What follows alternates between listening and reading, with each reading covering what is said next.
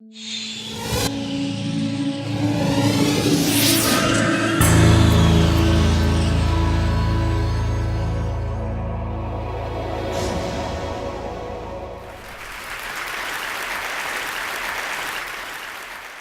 do you explain when things don't go as we assume? Or better, how do you explain when others are able to achieve things that seem to defy all of the assumptions? For example, why is Apple so innovative? Year after year after year after year, they're more innovative than all their competition. And yet, they're just a computer company. They're just like everyone else. They have the same access to the same talent, the same agencies, the same consultants, the same media. Then why is it that they seem to have something different? Why is it that Martin Luther King led the civil rights movement?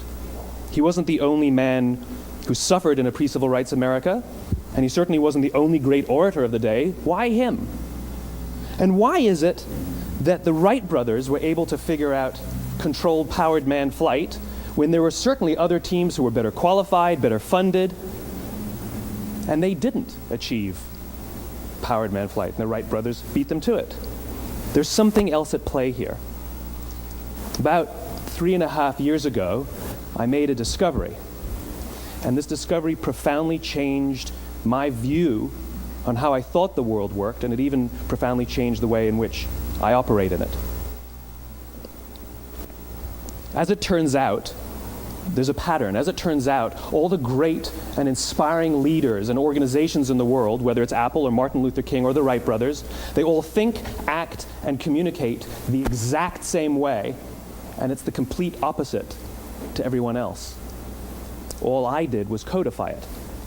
And it's probably the world's simplest idea. I call it the golden circle.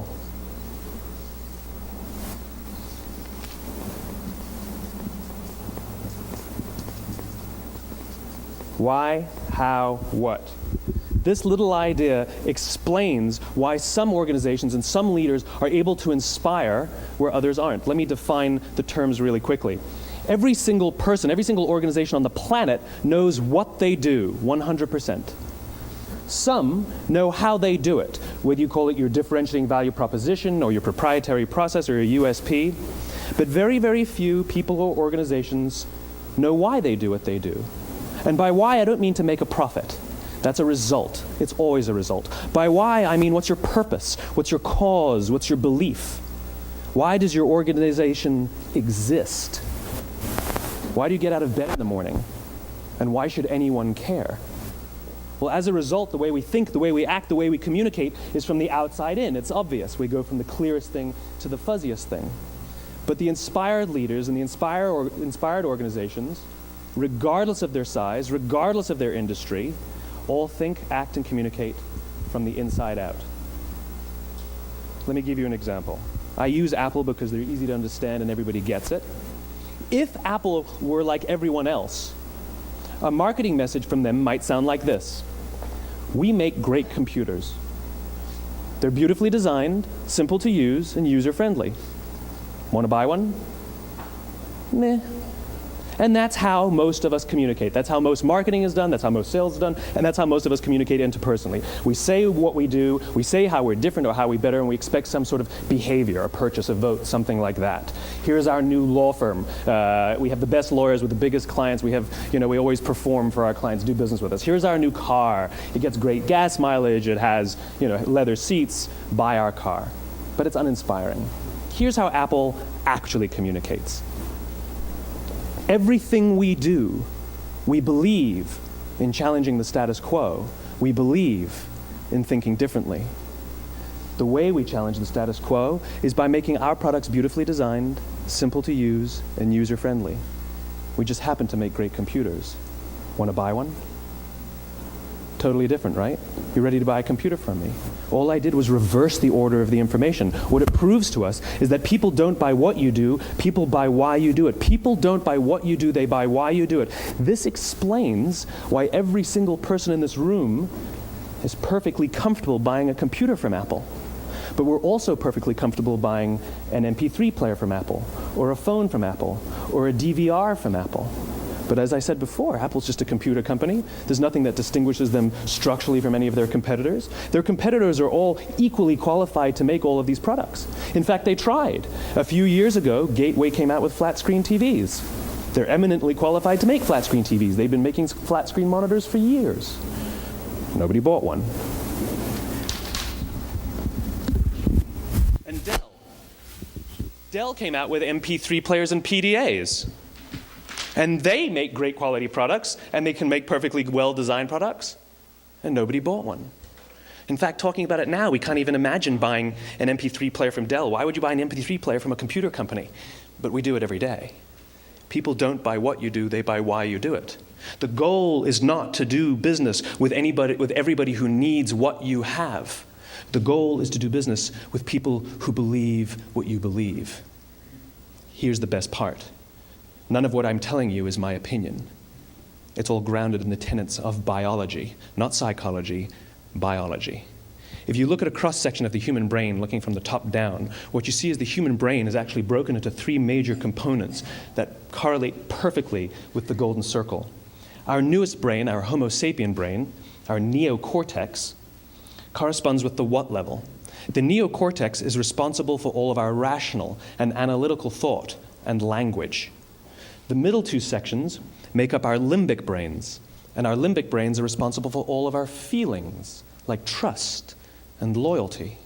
It's also responsible for all human behavior, all decision-making, and it has no capacity for language. In other words, when we communicate from the outside in, yes, people can understand vast amounts of complicated information like features and benefits and facts and figures. It just doesn't drive behavior.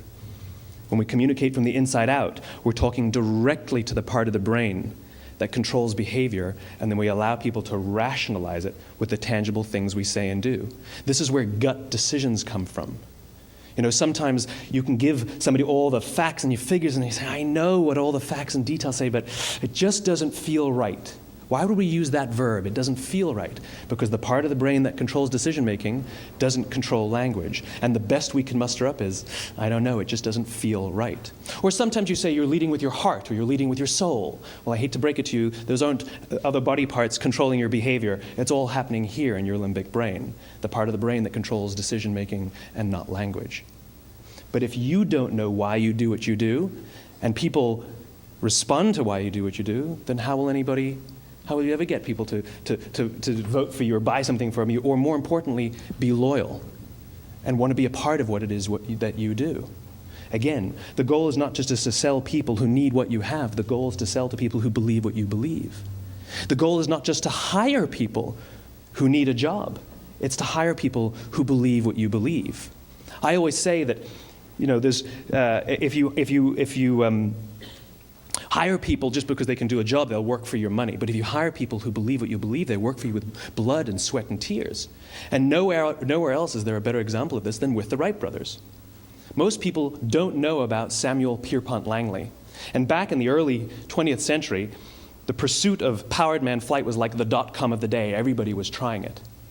And Samuel Pierpont Langley had what we assume to be the recipe for success.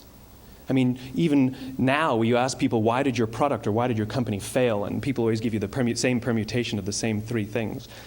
Undercapitalized, the wrong people, bad market conditions. It's always the same three things. So let's explore that. Samuel Pierpont Langley was given $50,000 by the War Department to figure out this flying machine. Money was no problem. He held a seat at Harvard and worked at the Smithsonian and was extremely well connected. He knew all the big minds of the day. He hired the best minds money could find, and the market conditions were fantastic. The New York Times followed him around everywhere, and everyone was rooting for Langley. And how come we've never heard of Samuel Pierpont Langley? A few hundred miles away in Dayton, Ohio, Orville and Wilbur Wright. They had none of what we consider to be the recipe for success. They had no money. They paid for their dream with the proceeds from their bicycle shop. Not a single person on the Wright brothers' team had a college education, not even Orville or Wilbur. And the New York Times followed them around nowhere.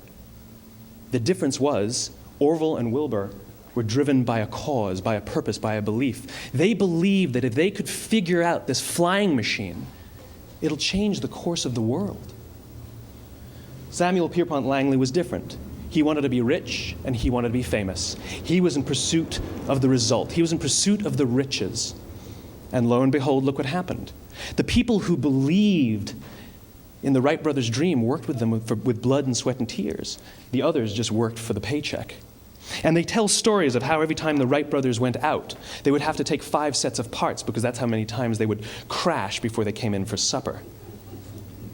And eventually, on December 17th, 1903, the Wright brothers took flight. And no one was there to even experience it. We found out about it a few days later. And further proof that Langley was motivated by the wrong thing, the day the Wright brothers took flight, he quit. He could have said, "That's an amazing discovery, guys, and I will improve upon your technology." But he didn't. He wasn't first. He didn't get rich. He didn't get famous. So he quit. People don't buy what you do, they buy why you do it. And if you talk about what you believe, you will attract those who believe what you believe. Well, why is it important to attract those who believe what you believe? Something called the law of diffusion of innovation. And if you don't know the law, you definitely know the terminology. The first 2.5% of our population are our innovators. The next 13.5% of our population are our early adopters. The next 34% are your early majority, your late majority, and your laggards. The only reason these people buy touch-tone phones is because you can't buy rotary phones anymore. We all sit at various places at various times on the scale, but what the law of diffusion of innovation tells us is that if you want mass market success or mass market acceptance of an idea, you cannot have it until you achieve this tipping point between 15 and 18% market penetration, and then the system tips. And I love asking businesses, what's your conversion on new business? And they love to tell you, oh, it's about 10%, proudly. Well, you can trip over 10% of the customers. We all have about 10% who just get it. That's how we describe them, right? That's like that gut feeling, oh, they just get it. The problem is, how do you find the ones that just get it before you're doing business with them versus the ones who don't get it? So it's this here, this little gap, that you have to close, as Geoffrey Moore calls it, crossing the chasm. Because you see, the early majority will not try something until someone else has tried it first. And these guys, the innovators and the early adopters, they're comfortable making those gut decisions. They're more comfortable making those intuitive decisions that are driven by what they believe about the world and not just what product is available. These are the people who stood online for 6 hours to buy an iPhone when they first came out, when you could have just walked into the store the next week and bought one off the shelf. These are the people who spent $40,000 on flat-screen TVs when they first came out, even though the technology was substandard. And by the way, they didn't do it because the technology was so great. They did it for themselves. It's because they wanted to be first. People don't buy what you do, they buy why you do it. And what you do simply proves what you believe. In fact, people will do the things that prove what they believe. The reason that person bought the iPhone in the first 6 hours, or stood in line for 6 hours, was because of what they believed about the world and how they wanted everybody to see them. They were first. People don't buy what you do, they buy why you do it. So let me give you a famous example, a famous failure and a famous success of the law of diffusion of innovation. First, the famous failure. It's a commercial example. As we said before a second ago, the recipe for success is money and the right people and the right marketing conditions, right? You should have success then. Look at TiVo. From the time TiVo came out about 8 or 9 years ago to this current day, they are the single highest quality product on the market. Hands down, there is no dispute. They were extremely well funded. Market conditions were fantastic. I mean, we use TiVo as a verb. I TiVo stuff on my piece of junk Time Warner DVR all the time. But TiVo is a commercial failure. They've never made money. And when they went IPO, their stock was at about $30 or $40 and then plummeted, and it's never traded above 10. In fact, I don't think it's even traded above 6, except for a couple of little spikes. Because you see, when TiVo launched their product, they told us all what they had. They said, we have a product that pauses live TV, skips commercials, rewinds live TV, and memorizes your viewing habits without you even asking. And the cynical majority said, we don't believe you, we don't need it, we don't like it, you're scaring us. What if they had said, if you're the kind of person who likes to have total control over every aspect of your life, boy, do we have a product for you. It pauses live TV, skips commercials, memorizes your viewing habits, etc., etc. People don't buy what you do, they buy why you do it, and what you do simply serves as the proof of what you believe. Now let me give you a successful example of the law of diffusion of innovation. In the summer of 1963, 250,000 people showed up on the Mall in Washington to hear Dr. King speak. They sent out no invitations, and there was no website to check the date. How do you do that? Well, Dr. King wasn't the only man in America who was a great orator. He wasn't the only man in America who suffered in a pre-civil rights America. In fact, some of his ideas were bad. But he had a gift. He didn't go around telling people what needed to change in America. He went around and told people what he believed. I believe, I believe, I believe, he told people. And people who believed what he believed took his cause and they made it their own, and they told people. And some of those people created structures to get the word out to even more people. And lo and behold, 250,000 people showed up on the right day, on the right time to hear him speak. How many of them showed up for him? 0. They showed up for themselves. It's what they believed about America that got them to travel on a bus for 8 hours to stand in the sun in Washington in the middle of August. It's what they believed, and it wasn't about black versus white. 25% of the audience was white. Dr. King believed that there are 2 types of laws in this world, those that are made by a higher authority and those that are made by man. And not until all the laws that are made by man are consistent with the laws that are made by the higher authority will we live in a just world. It just so happens that the civil rights movement was the perfect thing to help him bring his cause to life. We followed not for him, but for ourselves. And by the way, he gave the I have a dream speech, not the I have a plan speech.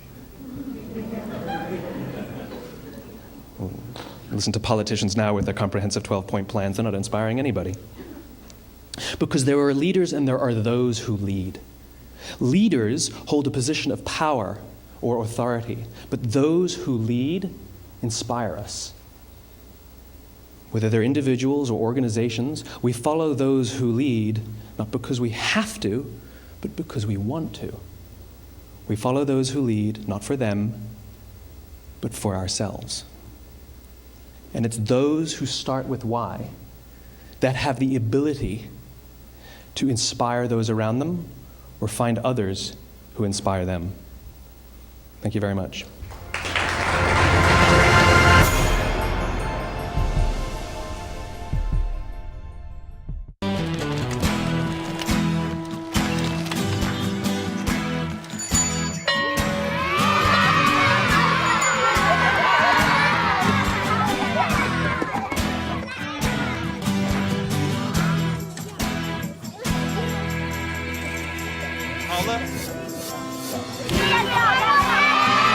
Sharing. That's video on the Human Network. Siska, welcome to the Human Network.